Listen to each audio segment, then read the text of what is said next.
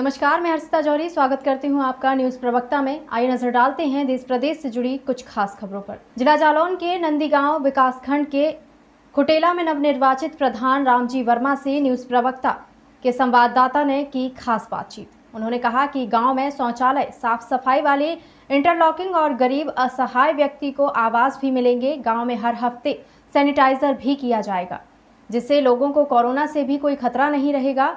हमारे प्रधान बनने का यही उद्देश्य है कि हम गांव के गरीब असहाय व्यक्तियों की मदद कर सकें।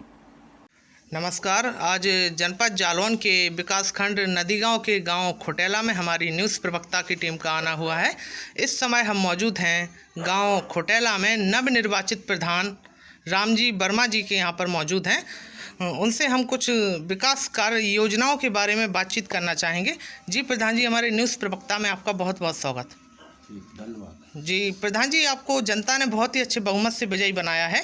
जनता के ऐसे कौन कौन से वादे हैं जिनको आप भविष्य में पूरा करना चाहेंगे? पहला काम है हमारा गरीबों के लिए लेटरन कॉलोनी जी, और दूसरा रोड डलवाना, खड़ंजा, आरसी और इंटरलॉक, नाली। जी जी। अच्छा, तो गरीब कई ऐसे काम हैं अच्छा हम आगे चल के ज़्यादा से ज़्यादा करवाएंगे। अच्छा, गरीबों के लिए आवास में क्या क्या योजनाओं हैं? आवास में क्या आवास मिलेंगे गरीब लोगों को या नहीं? निश्चित अच्छा, कोशिश करके हम ले आएंगे और गरीबों को आवास कराएंगे। नहीं, गरीबों को आवास तो मिल रहे हैं, पर कभी कभी ऐसा हो जाता है कि एक दो लोगों के सचिव और कई लोगों के तालमेल से फर्जी तरीके से भी आवास मिलते हैं, पैसे ऐसा कुछ तो नहीं होगा आपके द्वारा? हमारे यहाँ फर्जी काम नहीं होगा। अच्छा।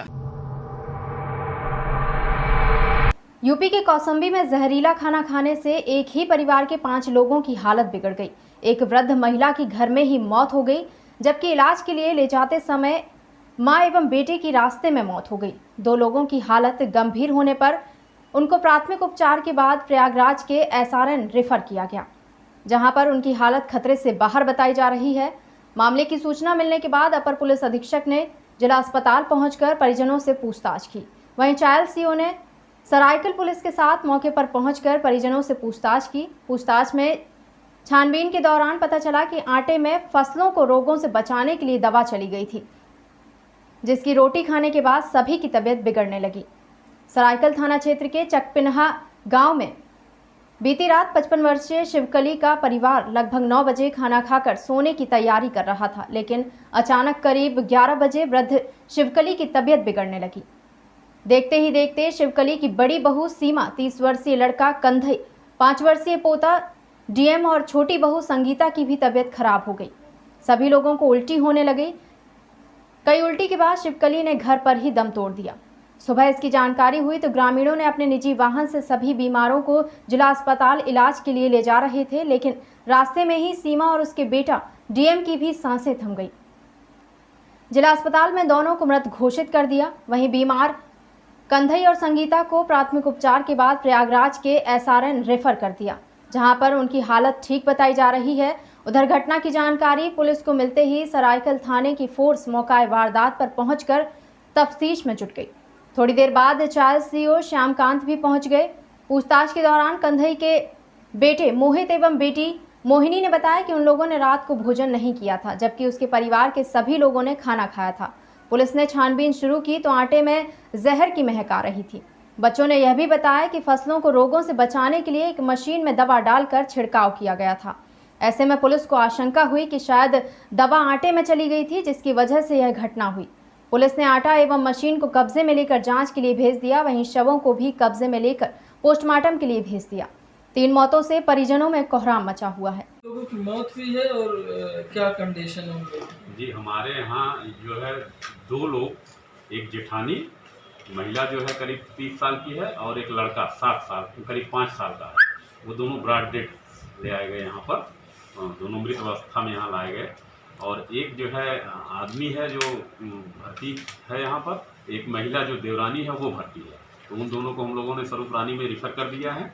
दोनों जो है खतरे से बाहर हैं, लेकिन अच्छे उपचार के लिए वहाँ पर भेज दिया गया है जिससे बच जाएँ। हमें लग रहा है कि ये पॉइजनिंग है और कुछ खाने में लगता है कि कुछ ज़रूर मिलावट हुई है। क्योंकि जो डेड बॉडी थी उसको देखने में प्यूपिल्स उसकी कंस्ट्रिक्टेड थी, तो इसलिए लग रहा है कि ये ऑर्गेनोफॉस्फोरस टाइप का कुछ पॉइजन लग रहा है। बीती रात को ग्राम चक पिन्हा जो थाना सराय आकिल के अंतर्गत आता है, वहाँ शेड्यूल कास्ट का एक परिवार रह रहा था। तो भोजन करने के बाद लगभग 1.5 घंटे के बाद उनमें से कुछ लोगों की तबीयत ख़राब होने लगी। तो उन लोगों ने गांव वालों को सूचना दिया, प्रधान जी आए, प्रधान जी ने भी उसको पानी उनी पिलाया और कोशिश किया कि हो सकता है और कोई दिक्कत हो, ठीक हो जाए। लेकिन लगभग 2 बजे के बाद उनमें से कुछ लोगों की जब तबीयत और ख़राब होने लगी तो लोगों ने 102 नंबर को कॉल किया और फिर एम्बुलेंस के माध्यम से उसको लेकर हॉस्पिटल ले आए। लगभग 4:30 के आसपास पहुँचे हॉस्पिटल। 20 के पहले जो है एक शिवकली जिसकी उम्र जो है 65 वर्ष थी, उसकी तो मौके पर ही मृत्यु हो गई थी।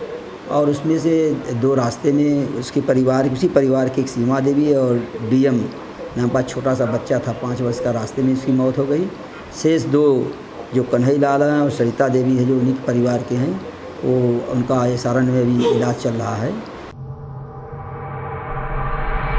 प्रदेश कांग्रेस द्वारा नियुक्त जिला कांग्रेस संगठन प्रभारी व प्रदेश कांग्रेस महामंत्री डॉक्टर महेंद्र सिंह चौहान का शाजापुर पार्टी की बैठक में जाते समय काला पीपल पंचमुखी चौराहे पर टीम जिला कांग्रेस द्वारा स्वागत किया गया।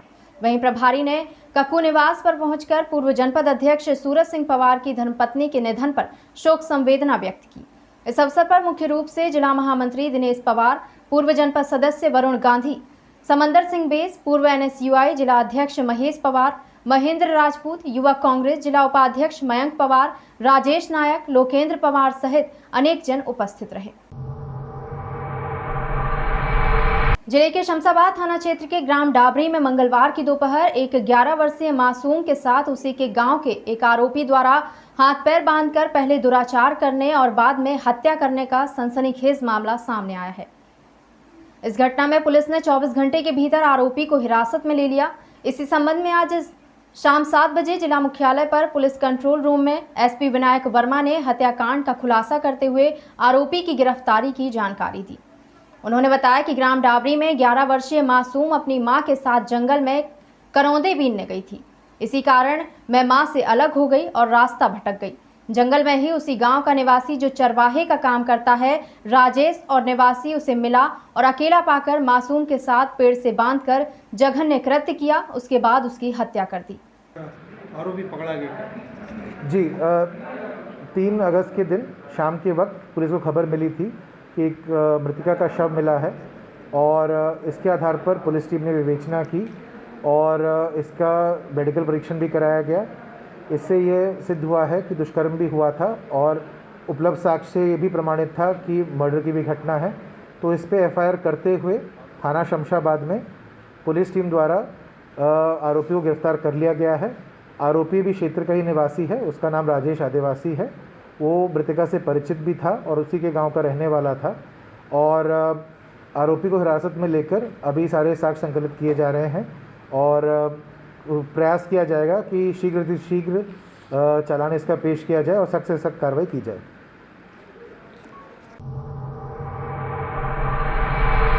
शहर के टाउन हॉल में ऑल इंडिया रिपोर्ट एसोसिएशन जिला इकाई के द्वारा एक आपात बैठक बुलाई गई। बैठक की अध्यक्षता जिला अध्यक्ष मुरारी सिंह के द्वारा की गई। बैठक में आए दिन पत्रकारों पर हो रहे अभद्र व्यवहार व जानलेवा हमले को लेकर विशेष रूप से चर्चा की गई। बैठक में सर्वसम्मति से निर्णय लिया गया कि इस मामले को लेकर एक प्रतिनिधि मंडल जिलाधिकारी से मुलाकात कर इस मामले में हस्तक्षेप करने एवं निष्पक्ष जांच करवाने के लिए आग्रह किया जाएगा। लगातार पत्रकारों पर हो रहे हमले को लेकर जिला प्रशासन का ध्यान आकर्षण कराते हुए सुरक्षा की मांग की जाएगी। साथ ही आगे आंदोलन की रणनीति पर विशेष रूप से विचार विमर्श किया गया। मौके पर मुख्य संरक्षक वरिष्ठ पत्रकार डॉक्टर प्रदीप झा ने इस घटना की निंदा करते हुए कहा कि वर्तमान हालात में पत्रकार बड़े ही संकट के दौर से गुजर रहे हैं। ऐसी स्थिति में पत्रकारों की सुरक्षा अहम हो जाती है, क्योंकि आए दिन लगातार पत्रकार के साथ दुर्व्यवहार का मामला प्रकाश में आता है, जो काफी चिंता का विषय है। उन्होंने जिलाधिकारी एवं आरक्षी अधीक्षक से इस मामले को संज्ञान में लेकर निष्पक्ष जांच करवाने का आग्रह किया है।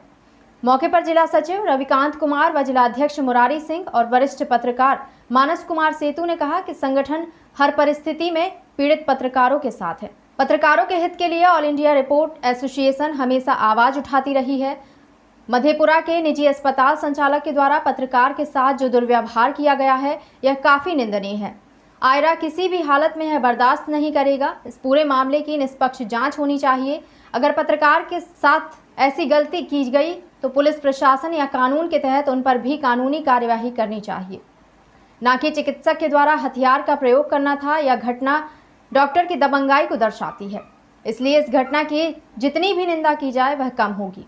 और जब तक इस पूरे मामले की निष्पक्ष जांच नहीं होगी और दोषियों पर कार्यवाही नहीं की जाएगी, तब तक हम लोगों का चरणबद्ध तरीके से आंदोलन जारी रहेगा। मौके पर मुख्य संरक्षक प्रदीप कुमार झा, जिला अध्यक्ष मुरारी कुमार सिंह, सचिव रविकांत कुमार, मानस चंद्र सेतु, डॉक्टर संजय कुमार, मनीष कुमार, सविता नंदन कुमार, मोहम्मद सद्दाम हुसैन, मोहम्मद इकबाल, सबुल आलम, न्यूज़ प्रवक्ता से मोहम्मद आमिर आज़ाद, आरजू अंसारी, अमित कुमार, श्रीकांत राय, मिथिलेश कुमार, शुभकरण कुमार, मोहम्मद मिराज आलम, मोहम्मद सहनवाज हुसैन, रमन कुमार, मोहम्मद मोनाजिर सहित दर्जनों पत्रकार मौजूद थे। संज्ञान में आया और मैं आज उसका त्वरित बैठक की है सभी पत्रकार बंधुओं के साथ, और हम लोग निर्णय लिए हैं कि जिला प्रशासन इसका जल्द से जल्द सही जांच करके इसका अति किया जाए, और हम लोग आगे नहीं करने के बाद हम लोग आगे का कदम उठाने के लिए तैयार। पत्रकारों पर आए दिन लगातार हमले हो रहे हैं, उनके साथ दुर्व्यवहार हो रहा है। एक तरफ सरकार पत्रकार की सुरक्षा को लेकर ढेर सारी बातें करते हैं, लेकिन जो धरातल पर है पत्रकार कठिन दौर से गुजर रहा है। और जो ताज़ा मामला मधेपुरा के एक चिकित्सक के द्वारा किया गया है, किसी भी एंगल से वीडियो को देखने के बाद ऐसा नहीं लगता है कि एक पढ़े लिखे और धरती के भगवान कहे जाने वाले डॉक्टर इस तरह का व्यवहार कर सकता है। ये जिला अधिकारी से आग्रह है, पुलिस कप्तान से आग्रह है कि इस पूरी प्रकरण की जांच होनी चाहिए, और जो भी कोई दोषी होगा, अगर हमारे पत्रकार बंधु दोषी हैं तो उनके साक्ष्य सामने आए और उस पर भी कार्रवाई होनी चाहिए। ये नहीं कि पत्रकार ही सही है, लेकिन इसकी पूरी निष्पक्ष जांच होनी चाहिए। और चिकित्सक जिस तरह से बंदूक लेकर के दिख रहे हैं वीडियो में, उस पर तो कार्रवाई होनी ही चाहिए। आयरा के तरफ से हम पत्रकार के हित के लिए लगातार आवाज़ उठाए हैं और आगे भी उठाएंगे। अगर प्रशासन के द्वारा इस मामले को ठंडे बस्ते में डाला जाता है तो हम लोग उग्र आंदोलन करने के लिए बाध्य हो जाएंगे। फिलहाल के लिए इतना ही, और भी ताज़ा तरीन खबरों के लिए बने रहें न्यूज़ प्रवक्ता के साथ।